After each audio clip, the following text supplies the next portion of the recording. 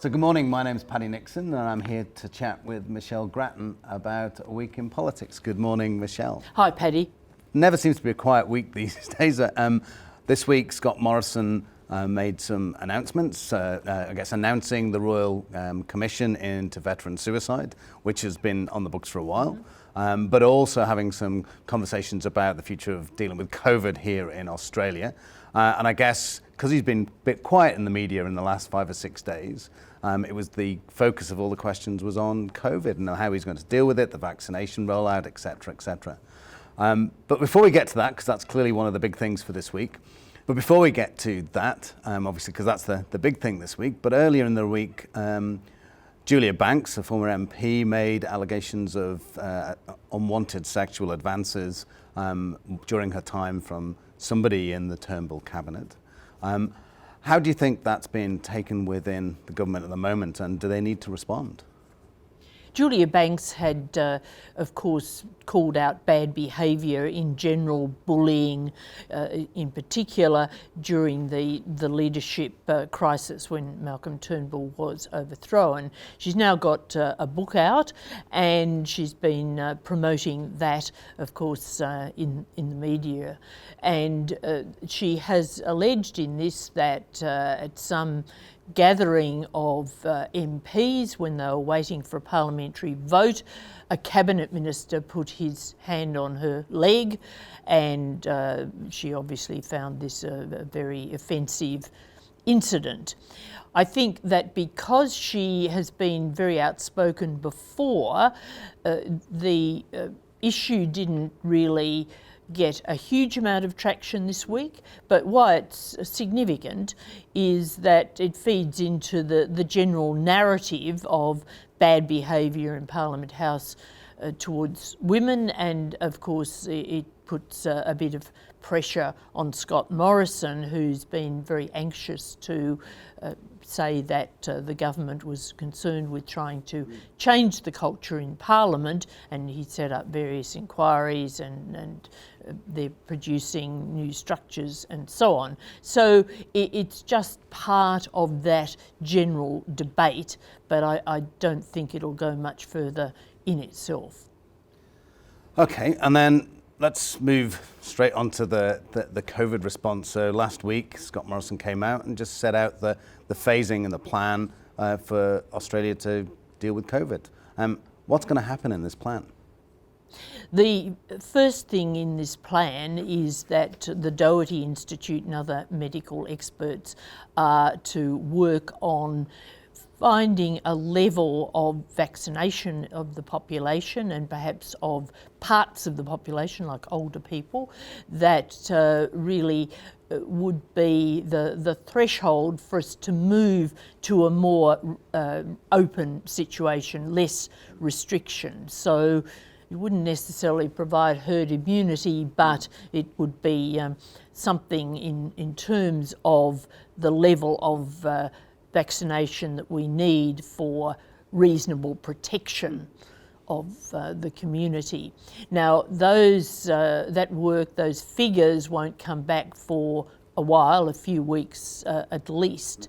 But apart from that, and the various measures of the stages that he outlined, the sharpest point of the announcement last Friday was that the caps of arriving people have been cut in half from commercial flights. There'll be a bit of offset from more people coming through facilitated flights, but the offset won't cover the gap, and so that's bad news for people wanting to come home who've been stuck abroad a long time, or perhaps who now have contracts ending and really need to locate back here, and certainly that's produced some general reaction. And that reaction, do you think that's going to continue and grow, or is it, as with many of these, it's a moment in time and then it will fade a little bit? Well, it's been a continuing moment in time, as it were, because of course people have been complaining for a very long time and about not being able to get home, and I think this will just ensure that muttering and complaining persists into the future, and it is a problem for the government and certainly a problem for many Australians and Australian families. What particularly needs to be addressed, though, is this situation we've got both in terms of people coming home, but also people moving between the states when they've got dying relatives, because we had one case this week where a man rushed back from overseas because of a dying relative, dying mother, I think, and he was stuck in Sydney and not able to move to Queensland, and she died before he saw her. So I think that there really needs to be a lot more cooperation between federal authorities and state authorities and among state authorities to deal with these compassionate cases in a better, faster, smoother way. And part of that, of course, was it's widely regarded that the vaccine rollout has been bungled. And part of the response that Scott Morrison's setting out is a closer collaboration with business and, in fact, engaging to see if they can do workplace vaccinations, etc. Do you think that that's going to make any difference? And have they got enough vaccines to do it? Well, we have heard today that some vaccine deliveries of the Pfizer vaccine have been brought forward, and that's going to help things. It's not clear at this point just how much that will help, but certainly it will be of assistance. However, these workplace vaccinations won't, I don't think, take place until much later in the year, September, October, something like that.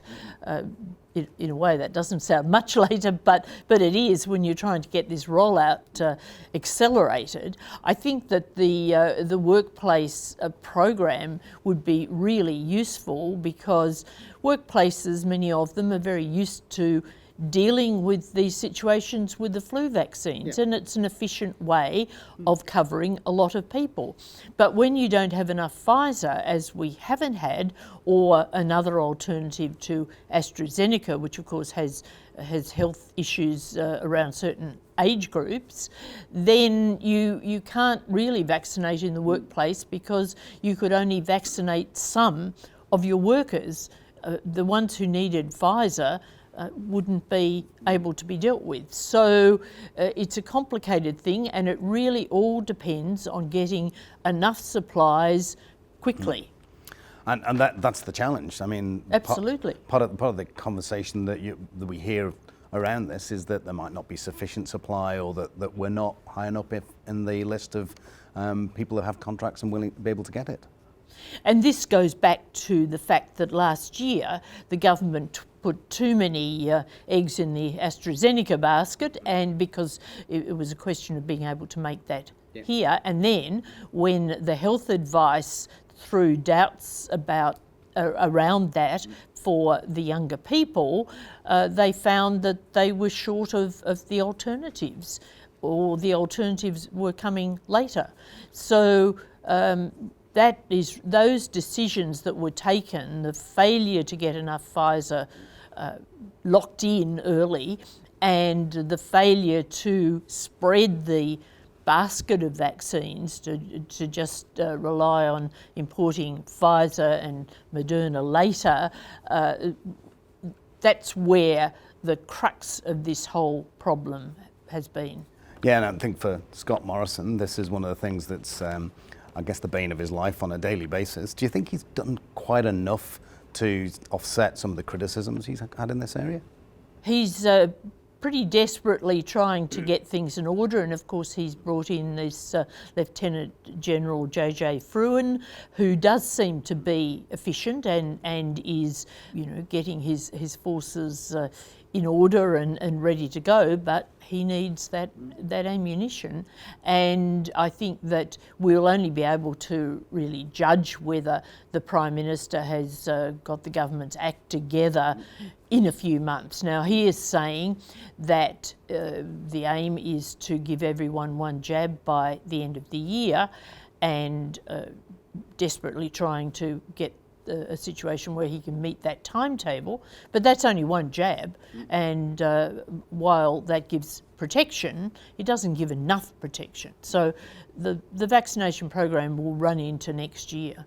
And then finally, Scott Morrison announced a number of financial measures, some modest ones, and particularly removing the $10,000 liquid asset threshold for financial support around the Sydney-siders. Has he done enough? It depends how long this lockdown goes. Now, it was extended for another week, for next week, but there's no certainty that it will end then. Of course, New South Wales has been considered the gold standard, the state that didn't resort to drastic lockdowns in recent times, and that was very much praised by Scott Morrison. Of course, now things have gone rather downhill from there, but I think he's still very sympathetic to New South Wales. He still sees it, he's from Sydney, he sees it a bit as the centre of the nation. He would be under pressure if this lockdown has to be extended further to provide more assistance, but the government, I think, will try to resist that to the extent it can. Well, look, Michelle, fascinating as always. I have my news of the week, so I'm now fully vaccinated, so I'm encouraging everybody to have theirs. I'm only half vaccinated. Yeah, well, but in due course we'll be here. You're doing it here at the university as well, aren't you? I am. Yeah. Anyway, so I look forward to speaking to you again about another week in politics. Thanks, Paddy. Good to talk.